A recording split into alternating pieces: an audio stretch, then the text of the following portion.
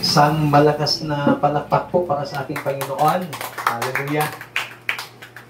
Sa gabi pong ito ay hindi po natin kasama si Pastor Isle dahil masama po yung kanyang pakiramdam. Medyo mahina po yung kanyang pong katawan. Kaya patuloy po natin siyang ipanalangin para sa mga susunod ay makasama na rin po ulit natin siya sa ating pong pagsamba sa ating pong Panginoon. Amen. Sa malakas na palakpak sa Panginoon. Hallelujah. Sa gabi pong ito ay nais ko po kayong dalhin sa aklat ng Colossians chapter 3 verses 12 up to 15. Babasahin ko po sa magandang balita Biblia. Ang sabi po dito, kaya nga, dahil kayo'y hinirang ng Diyos, minamahal niya at pinili para sa Kanya, dapat kayong maging mahabagin, mabait, mapagpakumbaba, mahinahon at mapagtiis. Mapagpasensya kayo sa isa't isa. Kung may hinanakit kayo kaninuman, magpatawad kayo gaya ng pagpapatawad sa inyo ng Panginoon. At higit sa lahat, taglayin ninyo ang pagmamahalan na siyang nagbubuklod sa lahat sa ganap na pagkakaisa. Paghariin ninyo sa inyong puso ang kapayapang kaloob ni Kristo sapagkat iyan ang dahilan kung bakit kayo tinawag sa iisang katawan. Magpasalamat kayong lagi. Pagpalain po ng Panginoon ng kanyang mga salita na atin pong nabasa sa gabi pong ito. Mula po sa talatang ito ay nais ko pong bigyan ang mensahe ng Panginoon, the four institution that God has established. Yung apat na institusyon na itinatag ng Panginoon. Alam po ba natin na mayroon pong institusyon na kung saan ay itinatag ng Panginoon at hindi lamang niya basta itinatag ang mga institusyong ito, kundi para magdala ng kaayusan, kanyang pinagpala, at ang kanyang layunin ay para mapabuti ang sangkatauhan. Ang sabi ng Biblia, God is a God of order. God is a God of purpose. God is a God of design. So mula pa sa simula, itinatag niya isang institusyon upang pamahalaan tayo spiritual, pamahalaan tayo social, pamahalaan tayo moral, fabric, and humanity. At ang institusyong ito na itinatag ng ating Panginoon, ito naman yung pilit na sinisira at winawasak ng kaaway. Sapagkat alam ng kaaway na ang institusyong ito na itinatag ng Panginoon ay pinagpapala ng Panginoon. Alam ng kaaway na ang institusyong ito na itinatag ng Panginoon ay sinasamahan, kinakalingan ng Panginoon. Kaya ang gusto ng kaaway ay wasakin, sirain ang mga institusyong ito. But ano nga bang ibig sabihin ng institusyon? Ang ibig sabihin ng institusyon is a significant practice, relationship, or organization in a society or culture. Itong institusyon, ito po yung isang makabuluhang kasanayan, relasyon o organisasyon sa isang lipunan o kultura. At bilang isang mananampalataya, we have to act and protect this institution that God has established. Now, ano-ano bang mga institusyong ito na itinatag ng ating pong Panginoon?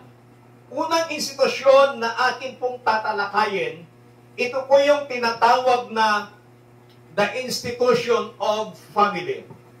Ang sabi po ng Genesis chapter 2, verses 18 to 23, babasahin ko po sa New International Version. The Lord God said, "It is not good for the man to be alone. I will make a helper suitable for him." Now the Lord God had formed out of the ground all the wild animals and all the birds in the sky. He brought them to the man to see what he would name them, and whatever the man called its living creature, that was its name. So the man gave names to all the livestock, the birds in the sky, and all the animals. But for Adam, no suitable helper was found. Makikita po natin dito, nung nilikha ng Diyos ang tao, una niyang nilikha ay ang lalaki. Ngayon, ang sabi ng Panginoon, hindi mainam na walang kasama si Adan. Kaya kailangang magkaroon siya ng katulungan, Ilocano, katulungan. Magkaroon siya ng helper. Magkaroon siya ng partner sa buhay. At bago pinagkalooban ng partner ng Panginoon si Adan, ay pinangalanan muna ni Adan ang lahat ng mga animals. Dito sa ibabaw ng lupa, lahat ng mga klase ng ibon. So kung ano yung mga pangalan nila ngayon, si Adan po ang nagpangalan. At kung titingnan po natin na ang unang institusyon na itinatag ng Panginoon ay ang family. Family, it is created by God. Ang pamilya ay nilikha ng Panginoon. Ano ba yung purpose ng Panginoon? Bakit niya nilikha ang pamilya? The design of family is for companionship. Para mayroong makakatuwang. Para mayroong makakasama. Ang sinabi ng Biblia, the Lord God said, it is not good for the man to be alone. I will make a helper suitable for him. Lilikha ako, sabi ng Diyos, ng kanyang makakasama, kanyang makakatuwa.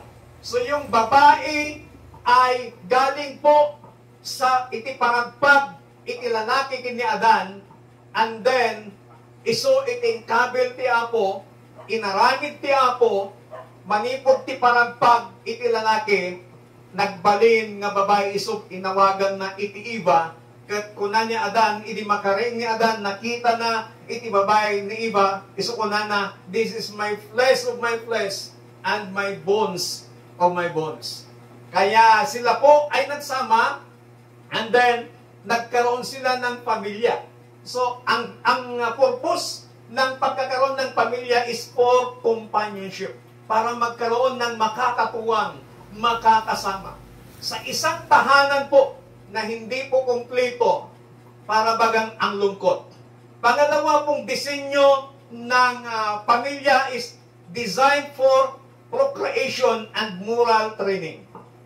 Ang dinisign ng Panginoon, yung pamilya, yung pag-aasawa ni Adan at Eva, yung pagsasama ni Adan at Eva, ay para magkaroon ng mga anak. Kaya ang sabi ng Panginoon kina Adan at Eva na, be fruitful and multiply the earth.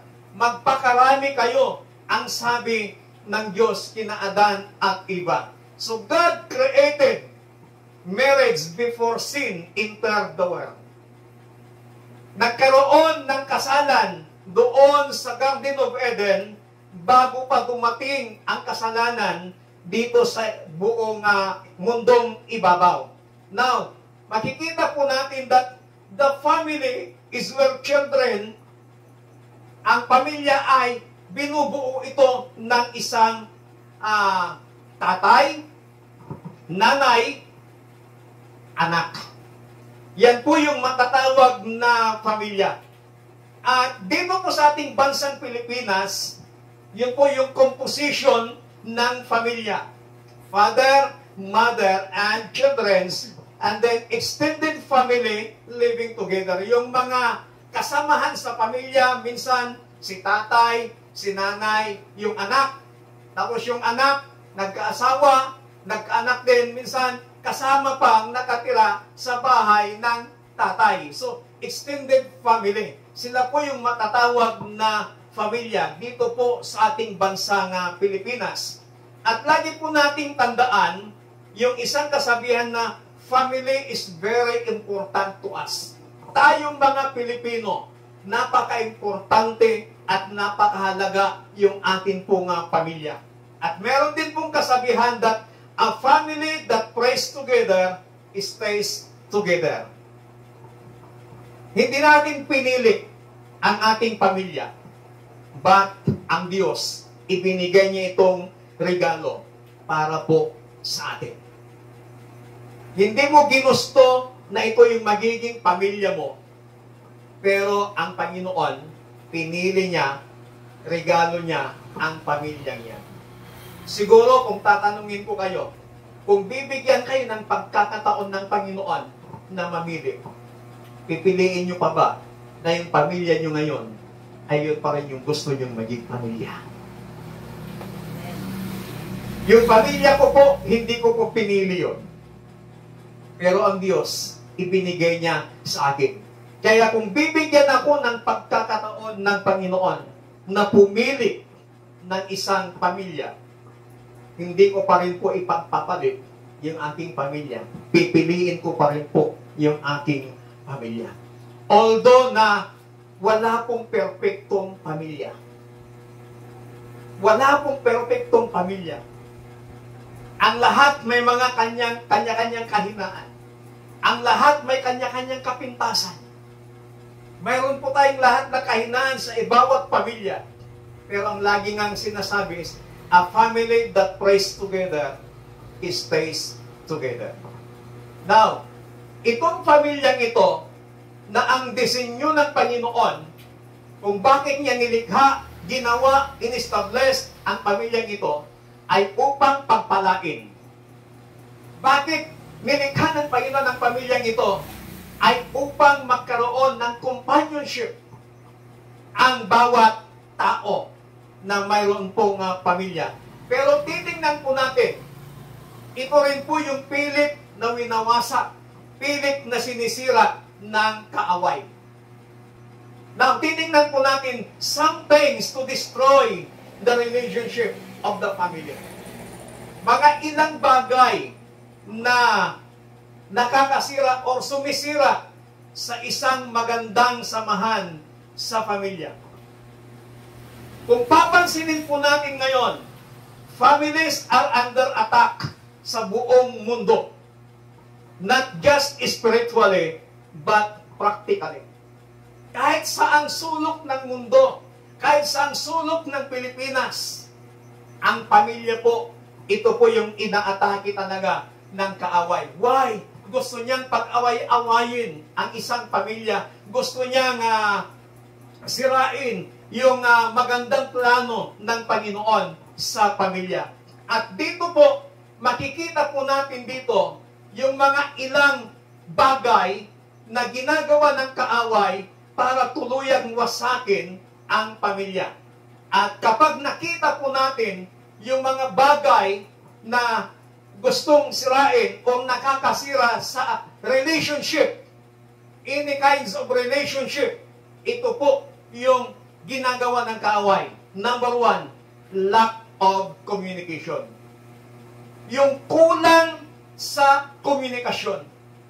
Anumang klaseng relasyon, anumang klaseng relationship, kung kulang ito sa komunikasyon, masisira at mawawasak po ang relasyon na yan.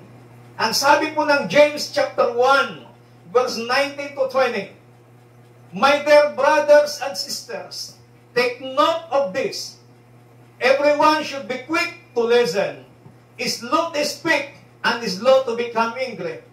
Because human anger does not produce the righteousness that God desires.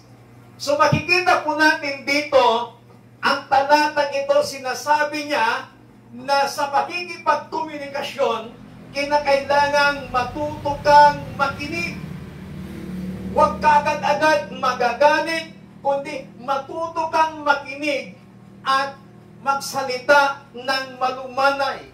Huwag agad-agad magagalit, sapagkat ang galit ay hindi nakakapag-produce ng anumang katuwiran o kabanalan ng ating Panginoon.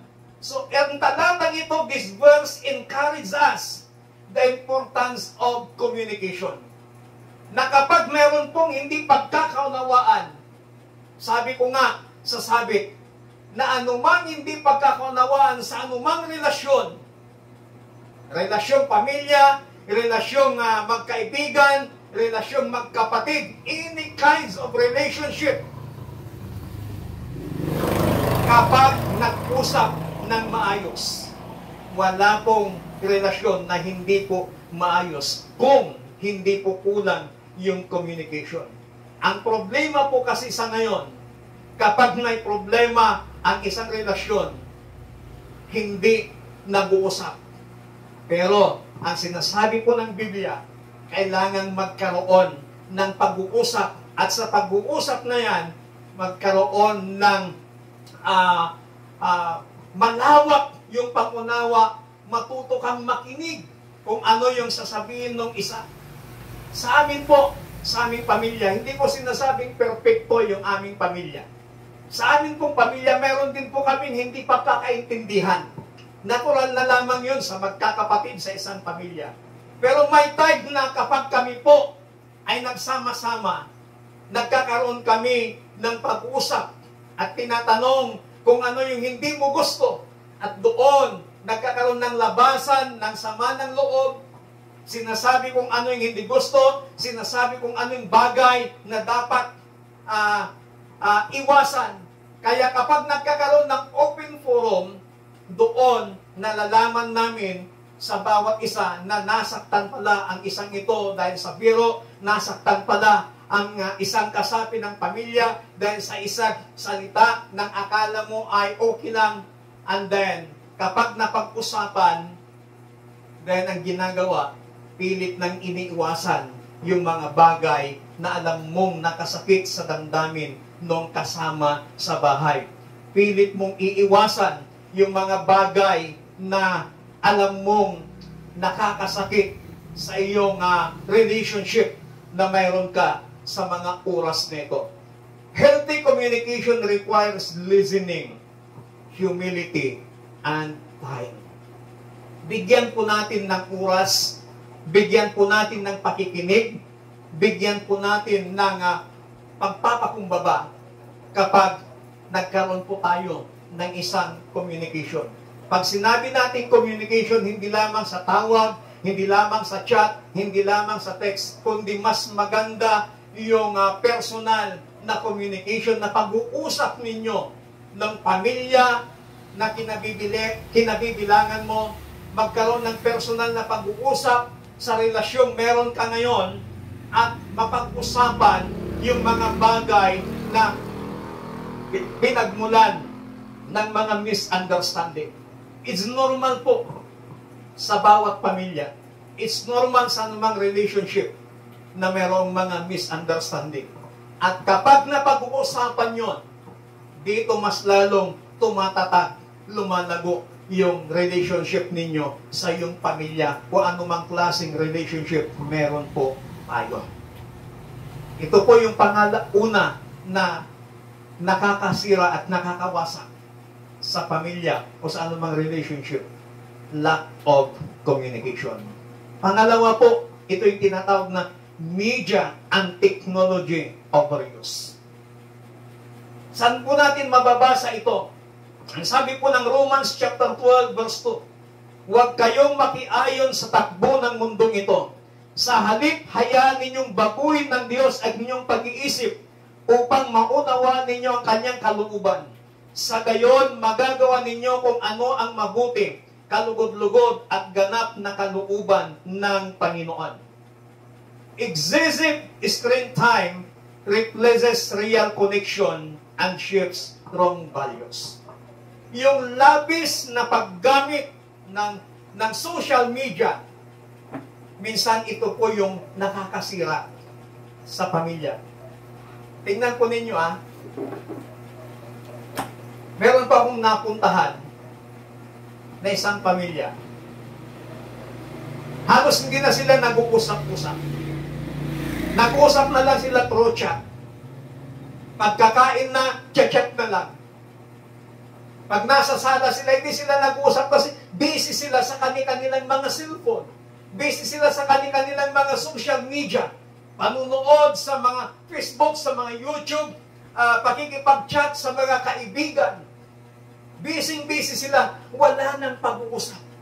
So hindi po masama ang magkaroon ng social media, hindi po masama ang pagkakaroon ng teknolohiya na nagagamit ngayon ng social media. Pero alam po ba natin na sometimes itong pagiging paglalaan natin ng mas maraming oras sa social media, sometimes ito po yung ginagamit ng kaaway para wasakin at sirain ang ating pong relasyon na mayroon po tayo. At dahil sa mga napapanood natin sa social media, sometimes even the expression ay nagagamit po natin, nagagaya po natin. Katulad na lamang yung mga pagtawag ng idol, lods, lodi. Bilang isang mananampalataya, bilang isang Kristiyano, huwag kang papayag na tawagin kang idol. Huwag kang papayag na tawagin kang lodi. Huwag kang papayag na tawagin kang lods. At bilang isang mananampalataya, huwag ka rin papayag na tatawag ng idol sa isang tao. Huwag ka rin papayag na tatawagin ng isang tao na lodi, lods. No. That is terminologies ng mundo. Yun yung napapanood natin na ginagamit na terminology sa social media na sometimes nagagamit din po natin. Kaya too much excessive or too much time sa paggamit ng social media sometimes nakakasira ng relationship. Excessive use of social media sometimes leads to cheating. Natututo ka ng magsinungaling dahil sa paggamit ng social media.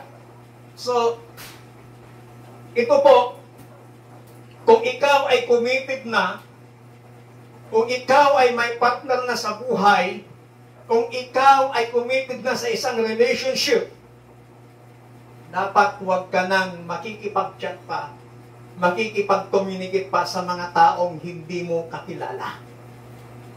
Sa mga taong gustong magkaroon na makipagkaibigan sa through social media. Sometimes diyan nagsisimula ang hindi pagkakaunawaan ng anumang klase ng relationship. At dahil diyan, minsan nagkakaroon ng pagsisinungaling na sasabihin na walang ganito. Diyan nagsisimula ang hindi pagkakaintindihan. So we must set boundaries. We must prioritize time together with our family.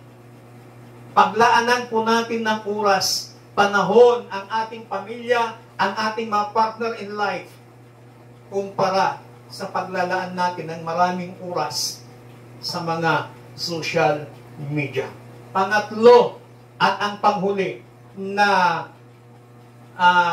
nakakasira sa anumang klase ng relationship, unresolved conflict and bitterness. Ano pong sabi ng Ephesians chapter 4, verse 26 to 27? Kung magagalit man kayo, iwasan ninyo ang kayo'y magkasala. Huwag ninyong hayaang lumubog ang araw na galit pa rin kayo. Huwag ninyong bigyan ng pagkakataon ang dyablo. Ang ibig sabihin, unresolved conflict and bitterness, yung hindi na pag-uusapang, hindi pagkakaunawaan, at yung pagkakaroon ng sama ng loob. Yan po yung maaring makasira. Yan ang gustong-gusto ng kaaway na ilagay niya sa puso mo yung sama ng loob. Ilagay niya sa puso mo na iwasan mo ang tao to, huwag mong kausapin. Huwag mong hayang mag-usap tayo tungkol sa hindi ninyo pagkakaintindihan. But ang tinuturo ng salita ng Panginoon, kinakailangang ma-resolve ang anumang hindi pagkakaunawaan sa pamamagitan ng pag-uusap. Holding grudges poisons relationships and open the door to Satan. Yung pagkakaroon natin ng sama ng loob na nilalagay natin sa ating mga puso, na nilalason niya yung relationship na meron po tayo. Forgiveness is not optional for a healthy family. Kung gusto nating magkaroon ng isang healthy family, kung gusto nating magkaroon ng isang healthy relationship, matuto po tayong magpatawad. Kasi lahat po tayo nagkakamali. Lahat po tayo nagkukulang. Now, we must deal with conflict quickly. Be quick to forgive as Christ forgive us. Magpatawad po tayo. Now, itong tatlong ito na pinakita ko, kung nakikita mo ang mga signs na ito na nangyayari sa pamilya mo, na nangyayari sa relationship mo, it's not too late. Hindi pa huli ang panahon para baguhin po natin ito. We must love our family. We must protect our family. Ulitin ko, no family is perfect. Sometimes tayo po ay nag-aaway-away. Sometimes meron tayong hindi pagkakaintindihan. Sometimes ang saya-saya natin, that's part of the family. But lagi po nating tandaan, family is family. Lagi nating mahalin ang ating pamilya. Sapagkat family is forever. Protect our family. At ito, lagi po nating tandaan. Anumang mangyari sa ating mabuhay, makagawa man tayo ng matinding pagkakamali, bumagsak man tayo sa ating mga pangarap, bumagsak man tayo sa ating mga plano sa buhay, ma-fail man tayo sa lahat ng bagay, minsan ang ating mga kaibigan na pinaglalaanan natin ng panahon, huhusgahan nila tayo. But, ang ating mayroong isang tao na ikaw ay handang tanggapin, ikaw ay handang yakapin, ikaw ay handang mahalin, walang iba kundi ang iyong pamilya. Kaya mahalin po natin ang ating pong pamilya. Tayo nga pong lahat ay tumayo.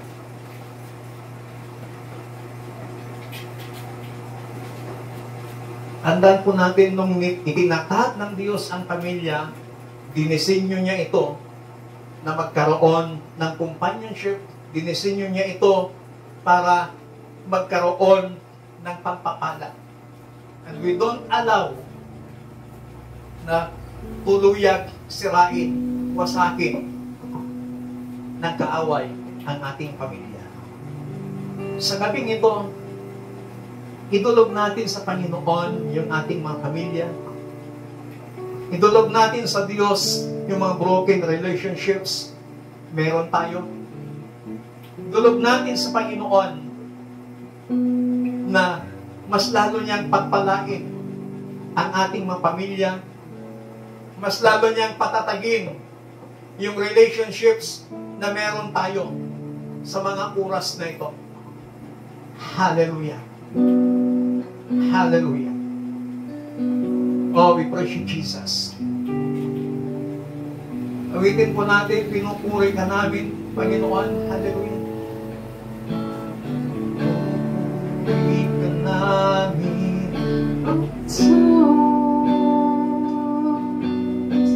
Pinabas sa'yo aming kamay.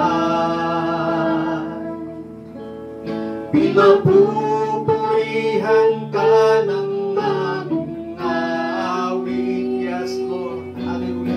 sinasambang tanging ngalan mo, luwalhatiin,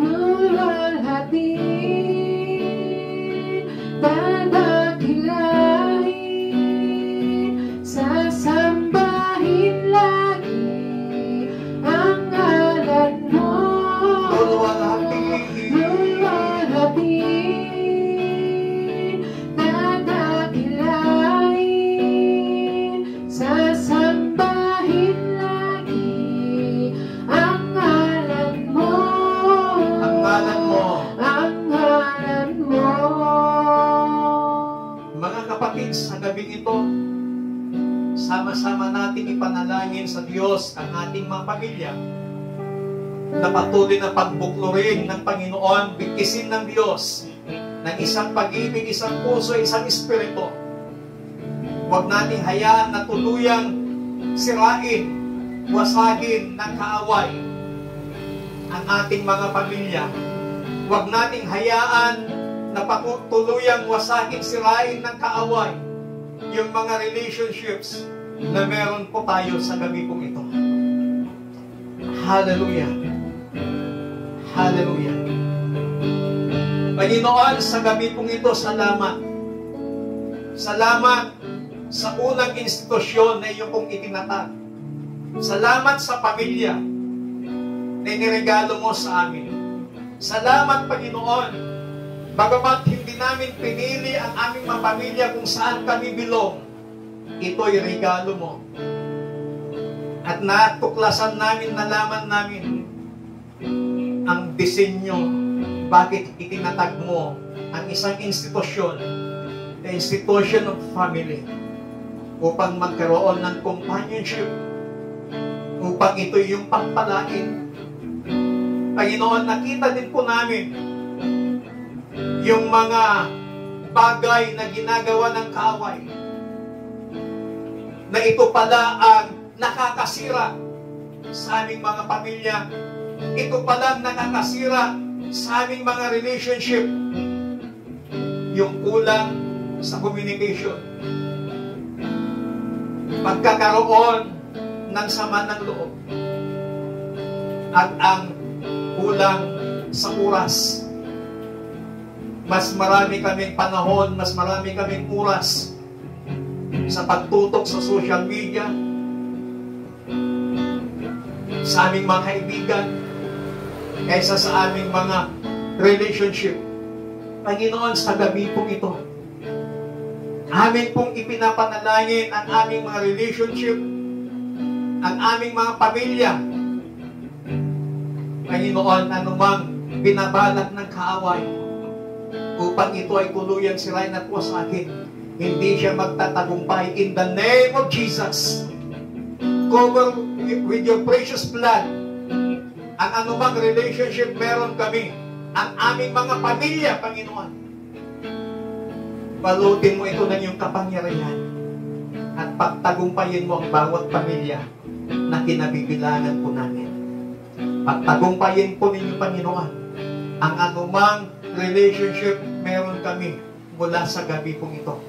Ikaw lamang ang maitataas. Ikaw lamang ang malulhati sa bawat pamilya, sa bawat relasyon mula sa gabi pong ito. In the name of Jesus Christ.